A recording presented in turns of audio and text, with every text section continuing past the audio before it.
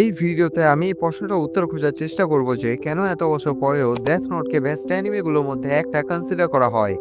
Death Note একটা psychological thriller anime. এটা তৈরি করেছে সুকুমি ওবা আর তাকেশি ওবাটা। এই অ্যানিমেটা এক্সপ্লোর করে morality, justice and the consequences of wielding god like power. Death নোটের স্টোরি ফলো করে একজন genius high school student light ইয়াগামিকে। সে একদিন হঠাৎ একটা ডেথ নোট নামে ডায়েরি খুঁজে পায়। এই ডায়েরিতে যদি কারো নাম লেখা হয় তাহলে সে ব্যক্তিটি মারা যায়। শুরুতে লাইট জাস্টিসের জন্য ফাইট করলেও ধীরে ধীরে সে ক্ষমতার নেশায় অন্ধ হয়ে যায়। আর এই বিষয়টা এই অ্যানিমেটাকে এত ভালো করে তোলে।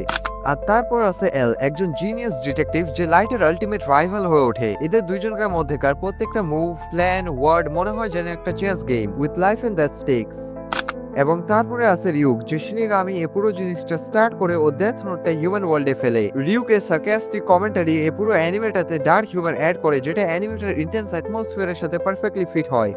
ডেথ নোটের এত ইন্টারেস্টিং হওয়ার আরো একটা কারণ হলো যে এটা এক্সপ্লোর করে মোরালি গ্রে এরিয়াগুলোকে। লাইট প্রথমে ভালো উদ্দেশ্য নিয়ে শুরু করেছিল, একটা ভালো পৃথিবী তৈরি করার চেষ্টা করেছিল, কিন্তু সময়ের সাথে সাথে তার কাজগুলো অন্ধকারের দিকে চলে যায়। এটা সবাইকে ভাবতে বাধ্য করে যে লাইট কি একজন হিরো যে জাস্টিসের জন্য ফাইট করে, নাকি একজন ভিলেন যে পাওয়ারের নেশায় অন্ধ হয়ে গেছে। অ্যানিমেটের এন্ডিংটা সবাইকে মনে করিয়ে দেয় যে অ্যাবসলিউট পাওয়ার যে কাউকে ধ্বংস করতে পারে।